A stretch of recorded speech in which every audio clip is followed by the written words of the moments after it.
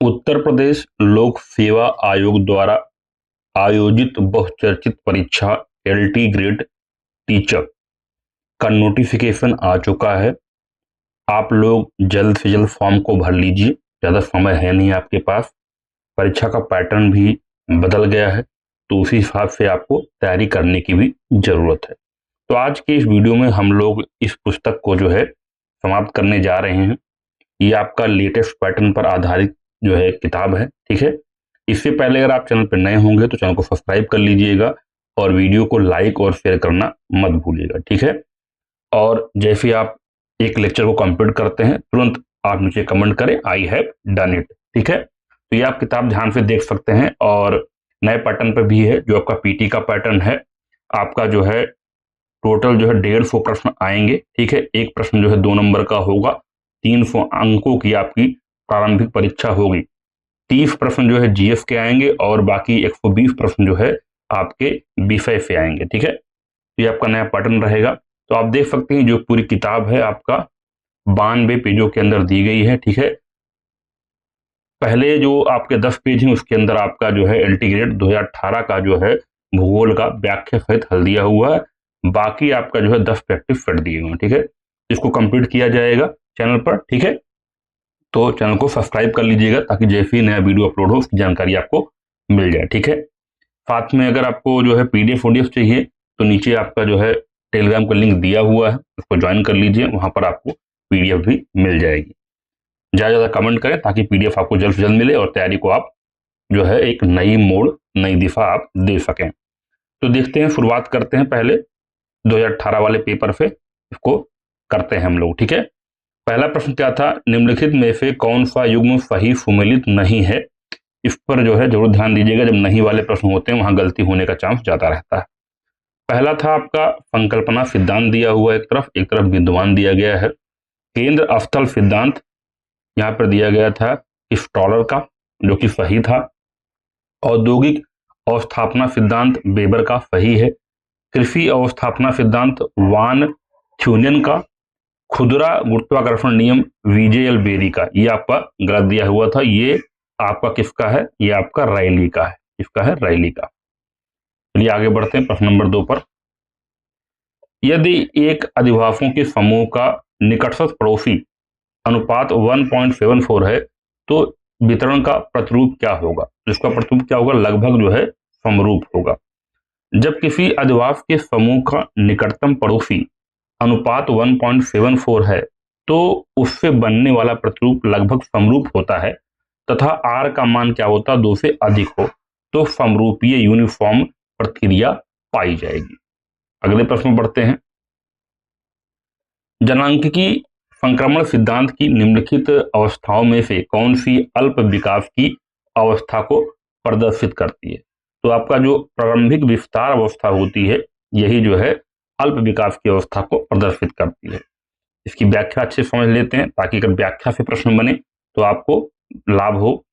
जनांकीय संक्रमण सिद्धांत की प्रारंभिक विस्तार अवस्था को अल्प विकास की अवस्था के रूप में प्रदर्शित किया जाता है। जन्म दर तथा मृत्यु दर के पारंपरिक परिवर्तनशील संबंधों से उत्पन्न प्रतिरूप के अनुसार जनांकीय संक्रमण की 5 अवस्थाएं अपेक्षाकृत अधिक स्पष्ट और मान्य है। तो क्या है, जो कि इस प्रकार दिया गया है, आप देख लीजिए, उनको पढ़ लेते हैं एक बार। उच्च अस्थायी अवस्था जिसमें जन्म दर और मृत्यु दर दोनों उच्च होती है। प्रारंभिक वर्धमान अवस्था जिसमें जन्म दर उच्च रहती है किंतु मृत्यु दर में ह्रास होता है। उच्च वर्धमान अवस्था जिसमें जन्म दर और मृत्यु दर में ह्रास होता है और मृत्यु दर निम्न स्तर पर होती है। अगला है निम्न अस्थायी अवस्था जिनमें जन्म दर और मृत्यु दर दोनों निम्न स्तर पर हो जाती हैं। 5वां ऋणात्मक जनसंख्या अवस्था, इसमें जन्म दर मृत्यु दर से कम हो जाती है।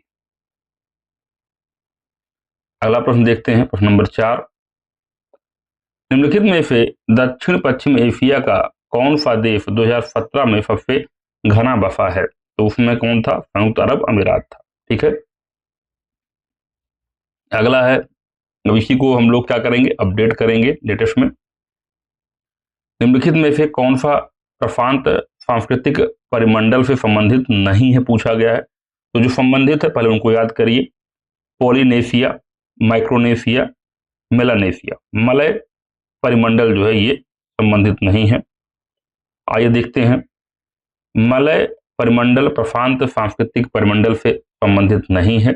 यह परिमंडल दक्षिण पूर्व परिमंडल एशियाई सांस्कृतिक परिमंडल के नाम से जाना जाता है। प्रशांत महासागर के पश्चिमी क्षेत्र में अनेक द्वीप अवस्थित हैं, जिन्हें 3 प्रमुख समूहों में बांटा गया है। पहला कौन सा है? मेलानेशिया, जिसके अंदर पापुआ न्यू गिनी, फिजी द्वीप समूह यानी फिजी आइलैंड, सोलोमन द्वीप समूह और वानुआतु द्वीप आते हैं। अगला आपका है पोलिनेशिया। पोलिनेशिया में क्या आता है आपका? टुवालू द्वीप आएगा, किरिबाती आइलैंड आएगा, कुक द्वीप आएगा, हवाई द्वीप आएगा। अगला है आपका माइक्रोनेशिया। इसके अंदर आपका उत्तरी मारियाना द्वीप समूह, कोरोलाइन द्वीप समूह, गिलबर्ट द्वीप समूह और मार्शल आइलैंड इसके अंदर आते हैं। अगला प्रश्न है, निम्न में से किस जनजाति की उत्पत्ति उत्तर प्रदेश तराई प्रदेश में हुई है? तो आपका है थारू, बहुत ही इंपॉर्टेंट जनजाति है। थारू जनजाति उत्तर प्रदेश के तराई प्रदेश में स्थित है। थारू सुअर और मुर्गी पालन के साथ साथ कृषि भी करते हैं। मदिरा थारुओं का पेय पदार्थ है। जाड़ नामक चावल की मदिरा यहाँ पर प्रमुख है। हिंदू धर्म को मानते हुए और हिंदुओं के लगभग सभी त्योहारों को भी ये मानते हैं। अगला आपका है, भारत के निम्न में से किस केंद्र शासित प्रदेश ने 2011 में सर्वाधिक साक्षरता जो है दर्ज की है? तो इसमें आपका हो जाएगा सर्वाधिक साक्षरता प्रतिशत वाले केंद्र शासित प्रदेश इस प्रकार है। सबसे ज्यादा आपका लक्षद्वीप है 91.8%, ठीक है। उसके बाद आपका आएगा दमन एवं दीव 87.1%, अंडमान निकोबार 86.6% और पुडुचेरी 85.8%, ठीक है। तो जो जनगणना वाले प्रश्न हैं ये बहुत इंपॉर्टेंट रहते हैं आपके टॉपिक में, ठीक है, जिनको एक बार अच्छे से अलग से भी करा दिया जाएगा। आप लोग कमेंट करिएगा। कुछ जनसंख्या तथा कुल जनसंख्या तथा कुल कृषि क्षेत्र के अनुपात को क्या कहते हैं? तो इसको कहते हैं कायिक घनत्व। क्या कहते हैं? कायिक घनत्व। क्या होता है? कुल जनसंख्या डिवाइड बाई कुल कृषि क्षेत्र, कुल कृषि क्षेत्र, ठीक है। इसको क्या बोलते हैं? कायिक घनत्व बोलते हैं। किसी प्रदेश की कुल जनसंख्या तथा कुल कृषि क्षेत्र के अनुपात को कायिक घनत्व कहते हैं। प्रदेश की प्रति इकाई कृषि भूमि पर औसतन कितने मनुष्यों का भार है? मानव निवास के लिए अनुपयुक्त भूमियों को कुल क्षेत्रफल से निकाल देने के परिणाम स्वरूप कायिक घनत्व जो है प्राप्त होता है। तो कायिक घनत्व का फॉर्मूला है ये, कुल जनसंख्या बटे कुल कृषि क्षेत्र यानी कुल योग्य भूमि। अगला प्रश्न है, निम्नलिखित में से कौन सा एक स्वर्णिम चतुर्भुज से जुड़ा नहीं है? ठीक है, तो बेलगाम, सूरत और गुंटूर जुड़ा हुआ है, नागपुर जो है इससे नहीं जुड़ा हुआ है। भारत की स्वर्णिम चतुर्भुज परियोजना दिल्ली, मुंबई, चेन्नई एवं कोलकाता को आपस में जोड़ती है, जिसकी कुल लंबाई 5,846 किलोमीटर है। सूरत, अहमदाबाद, जयपुर, पुणे, हुबली, बेलगाम या बेलगांव, बेंगलुरु, गुंटूर, नेल्लोर, विजयवाड़ा, विशाखापट्टनम, वेल्लूर, कांचीपुरम, भुवनेश्वर, वाराणसी, कानपुर, आगरा इस परियोजना से जुड़े हुए शहर हैं। तो भारतीय मानचित्र पर आप स्वर्णिम चतुर्भुज को यहाँ अच्छी तरीके से देख सकते हैं। ये आपका यहाँ से देखिए, आप इस तरीके स्वर्णिम चतुर्भुज को एक अपने निगाह में अच्छे तरीके से इसको देख सकते हैं। ठीक है, यहाँ पे आपको बनता हुआ नजर आ जाएगा। अगला प्रश्न है, इसके बारे में जान लीजिए। यह परियोजना जो है भारत की सबसे बड़ी राजमार्ग परियोजना है। यह परियोजना 2001 में भारत के तत्कालीन प्रधानमंत्री अटल बिहारी वाजपेयी द्वारा शुरू की गई थी। अगला प्रश्न है, निम्नलिखित में से कौन सा सही सुमेलित नहीं है? तो अरुणाचल प्रदेश आपातानी, कश्मीर हांजी, मेघालय खासी, ये आपके सही हैं। नागालैंड हो आपका गलत है। तो यहाँ पर आपका राज्य और प्रमुख जनजातियां दी हुई थी। तो अरुणाचल प्रदेश के अंदर आपातानी या अपातानी जनजाति पाई जाती है। कश्मीर के अंदर हांजी पाई जाती है, नागालैंड के अंदर नागा और कोन्याक पाई जाती है, और मेघालय के अंदर खांसी पाई जाती है। और जो यहाँ पर हो दिया गया था, हो संथाल मुंडा जनजाति, ये सब झारखंड की प्रमुख जनजातियां हैं। ठीक है, ये नागालैंड में नहीं पाई जाती।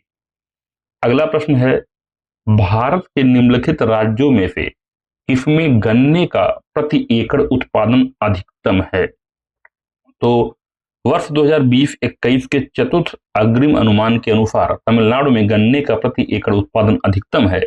गन्ना उत्पादन में प्रमुख स्थान उत्तर प्रदेश का है। विश्व का लगभग 1/3 गन्ने का उत्पादन जो है ये भारत में है। वहीं पर अगर उत्पादकता की बात की जाए तो उसमें आपका तमिलनाडु नंबर 1 पर, कर्नाटक 2 पर, महाराष्ट्र 3 पर, उत्तर प्रदेश 4 पर आता है। निम्नलिखित परमाणु शक्ति संयंत्रों में से किसकी क्षमता सर्वाधिक है? तो कुडनकुलम की क्षमता जो है सर्वाधिक है। कैगा कर्नाटक में है, 880 मेगावाट की क्षमता है।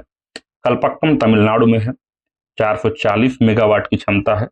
काकरापार गुजरात में है, 440 मेगावाट। कुडनकुलम तमिलनाडु में है, 2000 मेगावाट की इसकी क्षमता है। ठीक है, तो कभी कभी सीधा प्रश्न यहां से बन जाता क्षमता के अलावा कि भाई कौन सा परमाणु संयंत्र किस राज्य में है?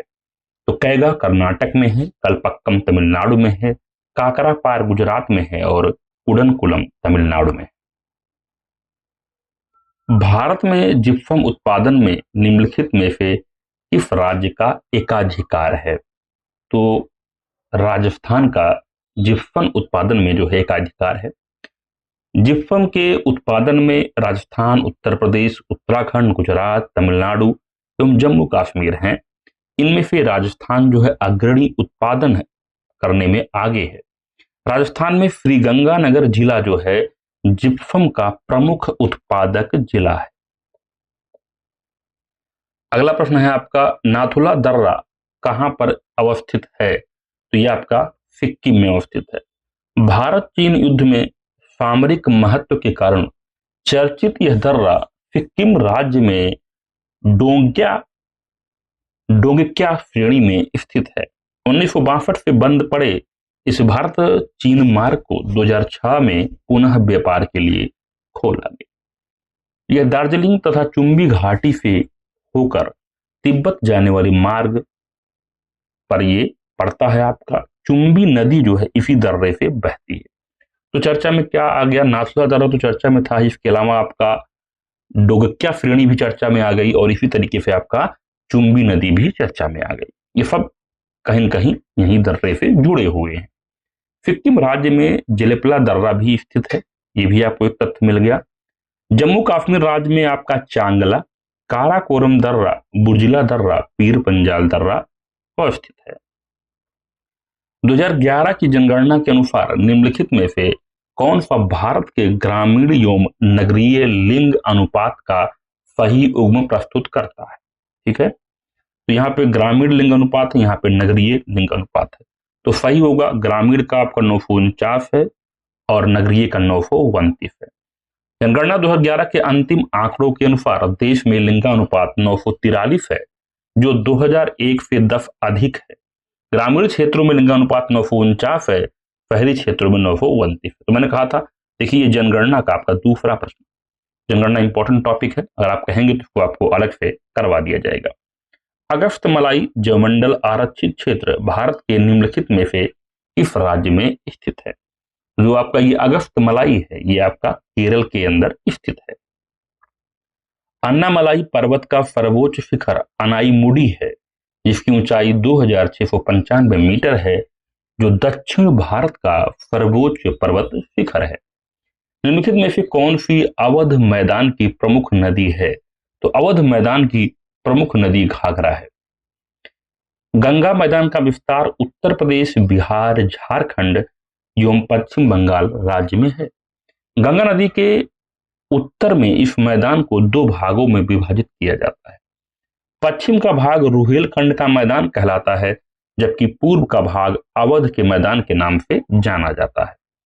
निम्नलिखित में से कौन सा हॉट स्पॉट पश्चिमी घाट में स्थित नहीं है? तो अन्नामलाई पहाड़ियां, नीलगिरी पहाड़ियां और साइलेंट वैली, ये जो हैं आपका पश्चिमी घाट में स्थित हैं। सुंदरवन जो है आपका पश्चिम घाट में स्थित नहीं है। बात करते हैं हॉट स्पॉट की, तो हॉट स्पॉट शब्द का प्रयोग सबसे पहले 1988 में नॉर्मन मायर्स द्वारा किया गया। भारत के 4 हॉट स्पॉट क्षेत्र हैं। पहला है आपका पश्चिमी घाट, दूसरा है आपका हिमालय क्षेत्र, तीसरा है आपका इंडो बर्मा क्षेत्र, चौथा है आपका सुंडालैंड क्षेत्र यानी निकोबार आइलैंड का इलाका। जबकि पश्चिमी घाट हॉटस्पॉट क्षेत्र में अन्नामलाई पहाड़ियां, नीलगिरी पहाड़ियां एवं साइलेंट घाटी आदि क्षेत्र जो है सम्मिलित हैं। अगले प्रश्न की तरफ बढ़ते हैं। निम्न में से किसने भारतीय वनों के वर्गीकरण की योजना प्रस्तुत की थी? तो उनका नाम है H.G. Champion. Harry George champion यानी H.G. चैंपियन ने भारतीय वनों के वर्गीकरण की योजना वर्ष 1936 ईस्वी में प्रस्तुत की थी। यह वर्गीकरण पौधों की संरचना, आकृति और पादप स्वरूप पर आधारित होती है तथा वनों को 15 मुख्य वर्गों में विभाजित करके एवं 136 उपवर्गों में बांटा गया है। ठीक है, यहां पर आपकी नई रिपोर्ट आ चुकी है ISFR 2023। ठीक है, इसको डिटेलिंग में आपको अलग से करा दिया जाएगा, प्लीज कमेंट ऑन दैट। निम्नलिखित में से कौन सी एक गर्म समुद्री धारा है? तो गर्म समुद्री धारा वो आपकी है ब्राजील धारा। ठीक है, बाकी कनारी धारा, वेंगुला धारा, लेब्राडोर, ये क्या है आपकी ठंडी जलधाराएं हैं। दक्षिण विषुवत रेखीय जलधारा ब्राजील के पूर्वी तट से टकराकर दक्षिण की ओर तट के सहारे बहती है और अंत में पछुआ हवाओं के प्रभाव में आकर विलुप्त हो जाती है। इस गर्म जलधारा को ब्राजील की धारा कहते हैं। कनारी, लेब्राडोर, बेंगुला। ठीक है, कनारी, लेब्राडोर और आपका बेंगुला। ठीक है, BCL याद कर लीजिए, क्या BCL। ठीक है, बेंगुला, कैनारी और लेब्राडोर, ये क्या है? ये बहुत ही कूल है, क्योंकि देखिए बी और एल के बीच में सी आ रहा है यानी ये कूल है। ठीक है, तो BCL याद करेंगे, कोई प्रश्न पर गलत नहीं होगा। ठीक है, तो BCL बी और एल के बीच में सी यानी कूल है, यानी बेंगुला, कैनारी, लेब्राडोर, ये क्या है आपकी ठंडी जलधाराएं हैं, वो भी कहाँ की? अटलांटिक महासागर की। कहाँ की? अटलांटिक महासागर की। क्यों? क्योंकि इसमें ए जो है आप कह सकते हैं मिसिंग है, हिडन है। ABC हो जाता, लेकिन बी और एल के बीच में सी है, यानी ए से याद आएगा ये अटलांटिक महासागर की जलधाराएं हैं, बेंगुला, कनारी और लेब्राडोर। ठीक है, इससे आपका आसानी से प्रश्न निकल जाएगा। सबसे चौड़े महाद्वीपीय मग्न तट पाए जाते हैं आर्कटिक महासागर में। सबसे चौड़े महाद्वीपीय मग्न तट आर्कटिक महासागर में पाए जाते हैं। महाद्वीपों के किनारे का जो भाग महासागर के जल में डूबा रहता है और जिसका ढाल 1 डिग्री से 3 डिग्री तक एवं औसत गहराई 100 फैदम 600 फीट होती है, महाद्वीपीय मग्न तट कहलाता है। सबसे अधिक चौड़ा मग्न तट साइबेरिया के किनारे के साथ साथ उत्तरी ध्रुव सागर में पाया जाता है।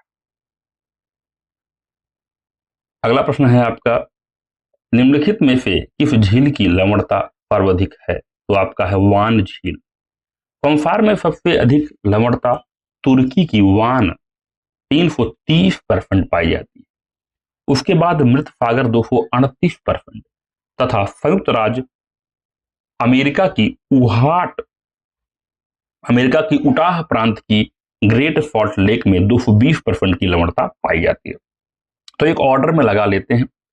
तो सबसे टॉप पर आ रही है तुर्की की वान, नंबर 1 पर लवणता के मामले में 330% लवणता है।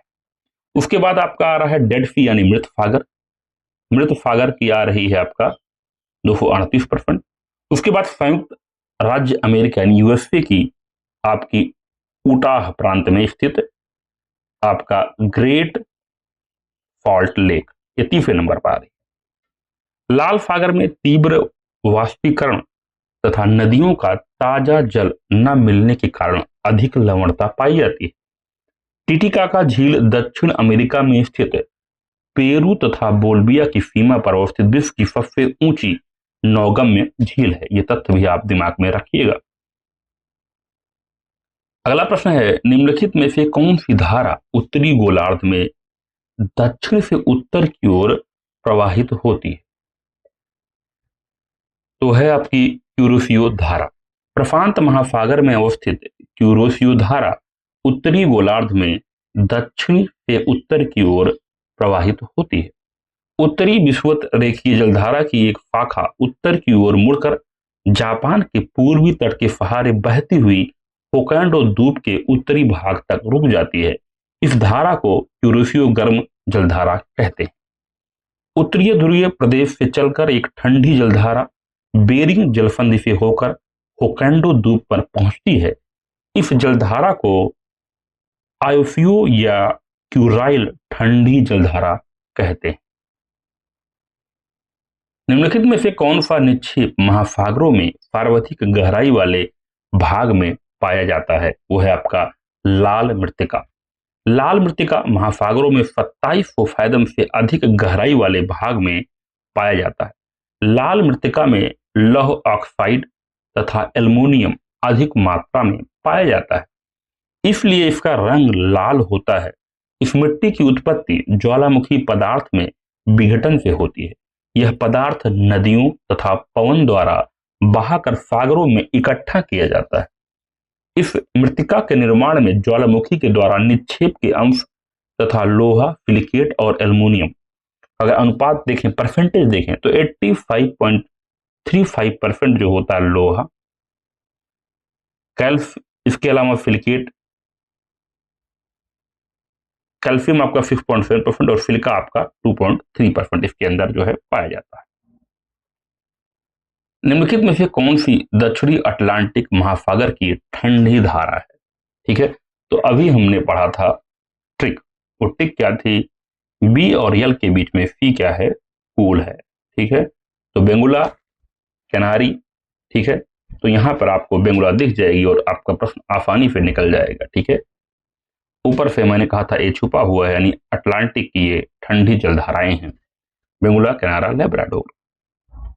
बेंगुला धारा दक्षिण अटलांटिक महासागर की ठंडी धारा है जो दक्षिण अफ्रीका के पश्चिम तट के सहारे उत्तर दिशा में प्रवाहित होती है। दक्षिणी अटलांटिक धारा अफ्रीका के दक्षिणी सिरे से टकराने के बाद उत्तर की ओर मुड़ जाती है तथा आगे चलकर यह धारा दक्षिणी विषुवत धारा में विलीन हो जाती है। आगे हम बात करते हैं पेलाजिक जमाव के पदार्थ प्राप्त होते हैं शैवाल से। पेलाजिक निक्षेप के अंतर्गत गहरे सागर में उपस्थित शैवाल के अवशेषों को सम्मिलित किया जाता है जो पंख यानी मड के रूप में पाए जाते हैं। इन्हें ऊज कहा जाता है। चूना तथा सिलिका की मात्रा के आधार पर इन्हें दो भागों में बांटा जाता है। पहला है आपका चूना प्रधान ऊज, दूसरा है आपका सिलिका प्रधान ऊज। इस ग्रह का कोई उपग्रह नहीं है, वो है आपका शुक्र। जो आपका शुक्र ग्रह है इसका कोई भी उपग्रह नहीं है। शुक्र पृथ्वी का सर्वाधिक निकटतम ग्रह है जिसकी दूरी पृथ्वी से 4 करोड़ किलोमीटर है। यह सबसे चमकीला एवं गर्म ग्रह है। इसे सांझ का तारा या भोर का तारा कहा जाता है। यह अन्य ग्रहों के विपरीत अपने अक्ष पर विपरीत दिशा में अर्थात पूर्व से पश्चिम यानी घड़ी की सुई के अनुरूप घूर्णन करता है। इसे पृथ्वी का भग्नी ग्रह भी कहते हैं। यह घनत्व, आकार एवं व्यास में पृथ्वी के समान होता है। अगला प्रश्न है आपका, फिलामेंट शब्द का प्रयोग किया गया है ज्वारीय परिकल्पना में। फिलामेंट शब्द का प्रयोग ज्वारीय परिकल्पना के अंतर्गत किया जाता है। ज्वारीय परिकल्पना का प्रतिपादन ब्रिटिश विद्वान सर जेम्स जीन्स ने सन 1919 में किया था तथा जेफरी नामक विद्वान ने इस परिकल्पना में सन 1929 में संशोधन प्रस्तुत किया। तारों की निश्चित गैस एवं धूल के राशि के पिंड को कहते हैं नेबुला। अगला प्रश्न है आपका, अंतर तारकीय धूल परिकल्पना को प्रतिपादित किया ओटोसिमिड। अंतर तारकीय धूल परिकल्पना, जिसे अंतर तारक कहते हैं, के प्रतिपादक ओटोसिमिड ने 1943 में इसका प्रतिपादन किया था। इनकी विशेषता यह है कि इन्होंने ग्रहों की परिकल्पना गैस एवं धूल कणों से मानी है। इन्होंने माना है कि ब्रह्मांड में आदिकाल से गैस एवं धूल कण फैले हुए थे, जिनकी उत्पत्ति उल्काओं और तारों से मानी है। निम्न में से किसने कहा था कि अस्थलाकृति संरचना प्रक्रम एवं अवस्था का फल है? यह कहा था W.M. डेविस ने। अस्थलाकृति संरचना प्रक्रम एवं अवस्था का फल है। डेविस के अनुसार प्रत्येक स्थल रूप अपर्दन के चक्रीय रूप का प्रतिफल है। इसे डेविस का त्रिकूट कहा जाता है। डेविस ने अपर्दन चक्र को परिभाषा देते हुए स्पष्ट किया कि भौगोलिक चक्र समय की वह अवधि है जिसके अंतर्गत एक उत्थित भूखंड अपर्दन की क्रिया द्वारा एक आकृति विहीन समतल मैदान में बदल जाता है। स्टोन लैटिस निम्नलिखित में से किसकी क्रिया द्वारा निर्मित होते हैं? ये वायु क्रिया द्वारा निर्मित होते हैं। स्टोन लैटिस वायु क्रिया द्वारा निर्मित अपरदात्मक स्थल रूप होते हैं।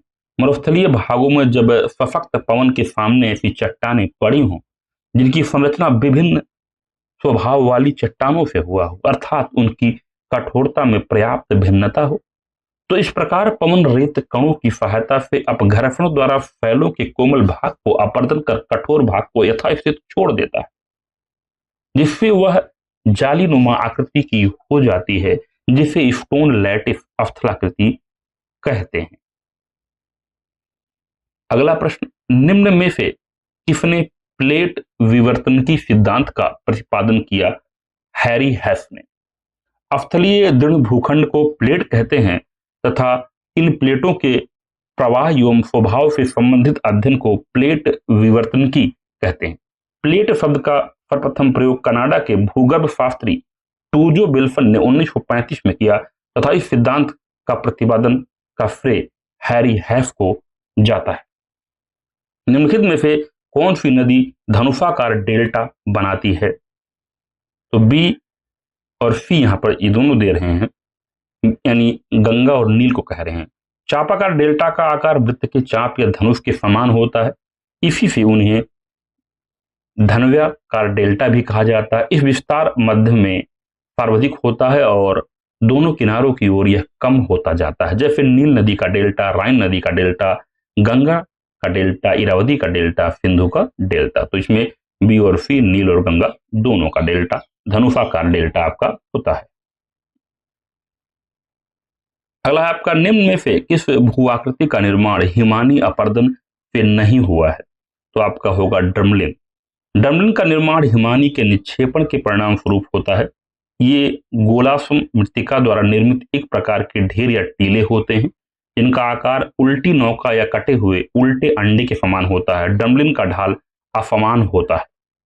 अगला आपका है, शुष्क एवं अर्ध शुष्क प्रदेशों में पेडिमेंट एवं पलाया के मध्य निक्षेप जनित मंद ढाल वाले मैदानों को कहते हैं बजाडा। शुष्क एवं अर्ध शुष्क प्रदेशों में पेडिमेंट एवं प्याला के मध्य निक्षेप जनित मंद ढाल वाले मैदान को बजाडा कहा जाता है। बजाडा का निर्माण पेडिमेंट के नीचे तथा प्याला के किनारे पर जलोढ़ पंखों के मिलने से होता है। निम्नलिखित में से कौन सी एक अपर्दनात्मक स्थलाकृति नहीं है? तो आपका है स्टैलेग्माइट। ठीक है, स्टैलेग्माइट। स्टैलेग्माइट कास्ट भूमिगत जल द्वारा निर्मित स्थलाकृति है जिसका निर्माण निक्षेपण के फलस्वरूप होता है, जबकि कास्ट, विंडो, लैपिज तथा डोलाइन्स ये तीनों अपर्दनात्मक स्थलाकृति द्वारा निर्मित होते हैं। जब चूना युक्त जल गुफाओं की छत से टपक टपक कर गिरता है तो गुफा की सतह पर इस चूना युक्त जल के संपूर्ण नमी का वाष्पीकरण हो जाता है और स्तंभ जैसी आकृति दिखाई पड़ती है, जिसे स्टैलेग्माइट कहा जाता है। स्टैलेग्माइट कहा जाता है। अगला है आपका, पवन के अपघर्षण कार्य द्वारा निम्नलिखित में से इस प्रकार की स्थलाकृति का निर्माण होता है। तो ये बनता है आपका जालीदार फिला यानी स्टोन लैटिस। पवन के अपघर्षण कार्य द्वारा जालीदार फिला का निर्माण होता है। पवन के अपर्दन द्वारा निर्मित स्थलाकृतियां क्या हैं? वातगर्त, इंफेल वर्ग, छत्रक फिला, भूस्तंभ, जुगेन, यारडंग, ड्राई काटा, पुल तथा खिड़की आदि। पवन के निक्षेपण द्वारा निर्मित स्थलाकृति बालुका, स्तूप, बरखान, लोयस मिट्टी, बालफन, प्योला, बजादी, पेडिमेंट इत्यादि। निम्न में से कौन ध्रुवीय वाताग्र सिद्धांत का प्रतिपादक है? तो इनका नाम है वी वर्कनीज तथा जे वर्कनीज। ध्रुवीय वाताग्र सिद्धांत का प्रतिपादन नॉर्वे के दो ऋतु विज्ञानी वी वर्कनीज तथा जे वर्कनीज ने 1918 में शीतोष्ण चक्रवात की उत्पत्ति के संबंध में दिया। इस सिद्धांत को लहर सिद्धांत यानी वेव थ्योरी के नाम से भी जाना जाता है। निम्नलिखित में से कौन सा युग महान हिमयुग के लिए जाना जाता है? तो आपका है प्लीस्टोनोसीन। महान हिमयुग के लिए प्लीस्टोनोसीन युग जाना जाता है। यूरोप तथा उत्तरी अमेरिका में हिमानीकरण की प्रक्रिया 4 रूपों में हुई जो निम्न प्रकार है। जैसे हिमयुग यूरोप उत्तरी अमेरिका में, तो पहला यूरोप में गुंज और उत्तरी अमेरिका में लिब्राकसन। दूसरा आपका मिंडेल यूरोप में और कम्फान उत्तरी अमेरिका में। तीसरा रिफ और यूरोप में और उत्तरी अमेरिका में आपका इलिनोइन। चौथा आपका बुर्म यूरोप में और उत्तरी अमेरिका में विस्कॉन्सिन। यहां पर आपकी सूची दी गई है, आपको मैच कराना है। यहां पर लेखक है, यहां पे पुस्तक का नाम दिया गया है, ठीक है। स्ट्रॉबी है, वार्नियस है, टॉलमी है, ठीक है, और इसके अलावा आपका रेटजेल है। पुस्तक का नाम है एंथ्रोपोज्योग्राफी ज्योग्राफिया जनरलिस और आपका ज्योग्राफी, ठीक है। तो अगर हम मैचिंग देखें तो स्ट्रेबो ने क्या लिखा है? आपका ज्योग्राफी लिखा है।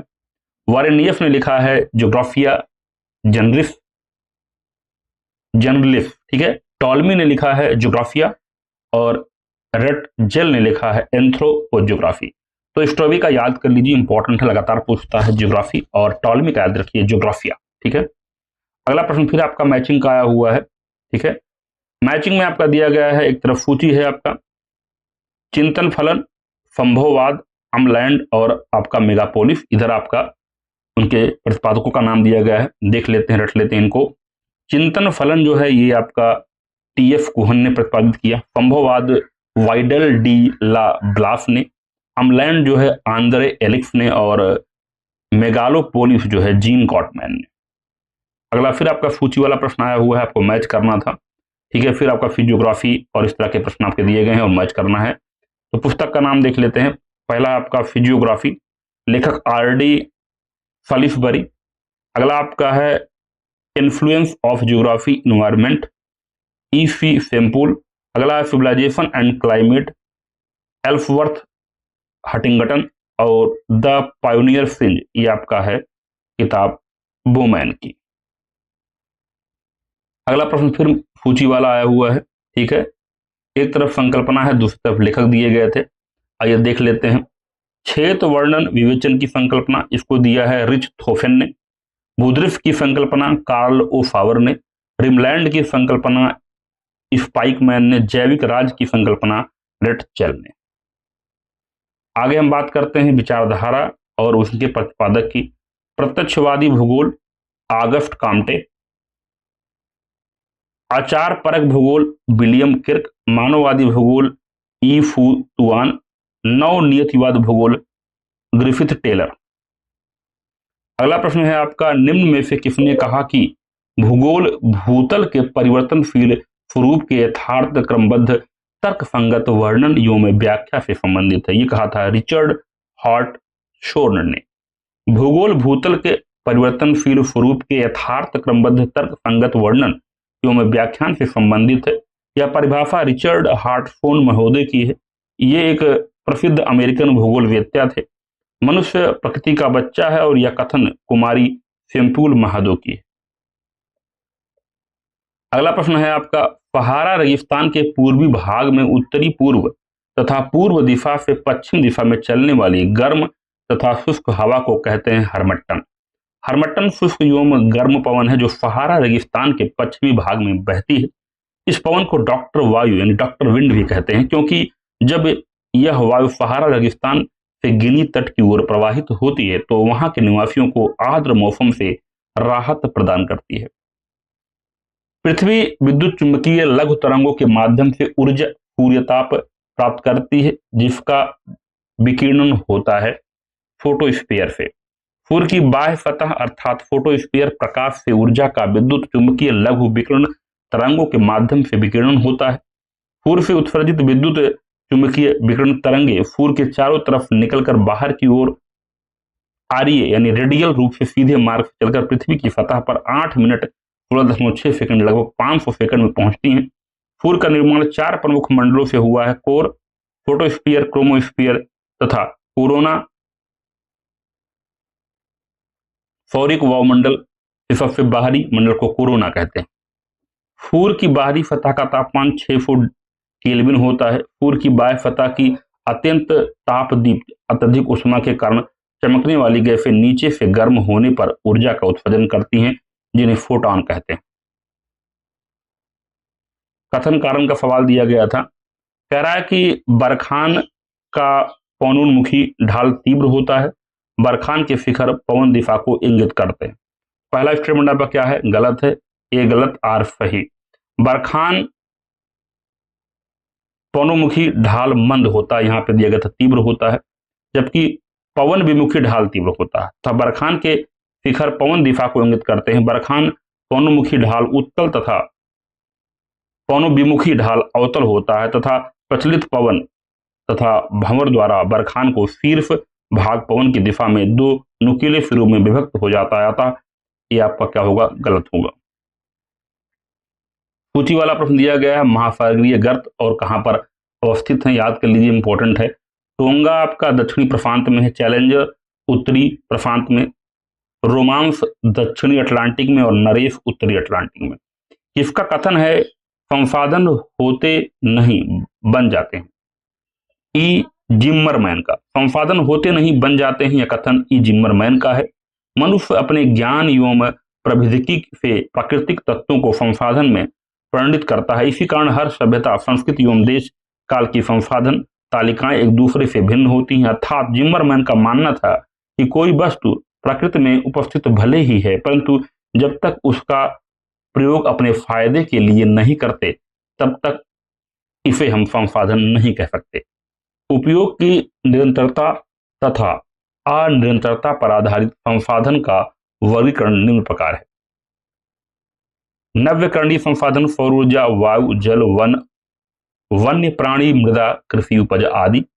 अनव्यकरणीय संसाधन कोयला, पेट्रोलियम, प्राकृतिक गैस, लौह, तांबा, यूरेनियम आदि। निम्न में से किस देश की स्थानांतरण कृषि को तमराई के नाम से जाना जाता है? तो ये कहाँ की है? थाईलैंड की है। ठीक है, बाकी यहाँ पे एक चार्ट दिया हुआ है, इसको रट लीजिए, एक प्रश्न इससे बनेगा ही बनेगा आपका। मिल्पा जो है ये मैक्सिको जो मध्य अमेरिका की है। टावी या तावी मेडागास्कर की है। कैगिन फिलीपींस की है। लदांग इंडोनेशिया एवं मलेशिया की है। रोका ब्राजील की है। झूम उत्तर पूर्वी भारत की, और चेन्ना आपकी जो है ये श्रीलंका की है। अगला है आपका, निम्न में से कौन सा देश मक्का का दूसरा सबसे बड़ा उत्पादक है? तो चीन हो जाएगा। चीन मक्का का दूसरा सबसे बड़ा उत्पादक देश है। मक्का का सर्वाधिक उत्पादन 2020 संयुक्त अमेरिका, चीन, ब्राजील, अर्जेंटीना और इक्वेडर में होता है। मक्का का जन्म स्थान मध्य अमेरिका में हुआ था। मक्के के लिए 21 डिग्री से 27 डिग्री तापमान आवश्यक होता है। इसके लिए वर्षा 50 सेंटीमीटर से 125 सेंटीमीटर तक उचित मानी जाती है। जल का जमाव हानिकारक माना जाता है। इसके लिए कम से कम 40 दिन पाला रहित मौसम रहना चाहिए। संयुक्त राज्य अमेरिका प्रथम मक्का उत्पादक देश है। निम्नलिखित देशों में कौन सा देश गेहूं उत्पादन का लगभग 2/3 निर्यात करता है? तो आपका कनाडा। गेहूं मुख्यतः शीतोष्ण कटिबंधीय फसल है, परंतु इसे उष्ण एवं उपोष्ण कटिबंधीय क्षेत्रों में भी पैदा किया जाता है। कनाडा अपने गेहूं उत्पादन का लगभग 2/3 निर्यात करता है, जबकि वर्तमान समय में गेहूं निर्यात में प्रथम स्थान रूस का है तथा अमेरिका व कनाडा क्रमशः द्वितीय और तृतीय स्थान पर आते हैं। जनसंख्या वृद्धि के लॉजिस्टिक वक्र सिद्धांत को प्रतिपादित किया था पर्ल रीड ने। जनसंख्या वृद्धि के लॉजिस्टिक वक्र सिद्धांत का प्रतिपादन पर्ल रीड ने किया था। इस सिद्धांत के अनुसार जनसंख्या घनत्व में वृद्धि के साथ जनसंख्या वृद्धि दर में गिरावट दर्ज की जाती है। निम्नलिखित नदियों में से कौन सी आंतरिक जलमार्गों के रूप में सबसे उपयुक्त है? तो आपका है राइन। राइन नदी आंतरिक जलमार्गों के रूप में सबसे उपयुक्त है। राइन नदी विश्व का व्यस्ततम जलमार्ग जिसके द्वारा कोयले का सर्वाधिक परिवहन किया जाता है। परिणाम स्वरूप इसे कोयला नदी भी कहते हैं। निम्नलिखित में से कौन सा एक खनन नगर का उदाहरण नहीं है? तो इसमें आपका तेहरान, बाकी कुश्क, मैग्नेटोगोर्स्क और आपका क्यूलैंड। तेहरान ईरान की राजधानी, ईरान का प्रमुख औद्योगिक जो है नगर है। यूराल प्रदेश में अवस्थित मैग्नेटोगोर्स्क इस्पात उद्योग के लिए जो है प्रसिद्ध है। निम्नलिखित देशों में से इसमें एक परंपरागत अधिवास को कामपुंग के नाम से जाना जाता है। आपका मलेशिया। मलेशिया में परंपरागत अधिवास को कामपुंग कहा जाता है। मलेशिया के मलय प्रायद्वीप पर अवस्थित किंटा घाटी टिन भंडार के लिए महत्वपूर्ण है। इस घाटी में अवस्थित इपोहटिन उत्पादन का प्रमुख केंद्र है। इपोहटिन याद रखना, किंटा घाटी याद रखना और टिन याद रखना।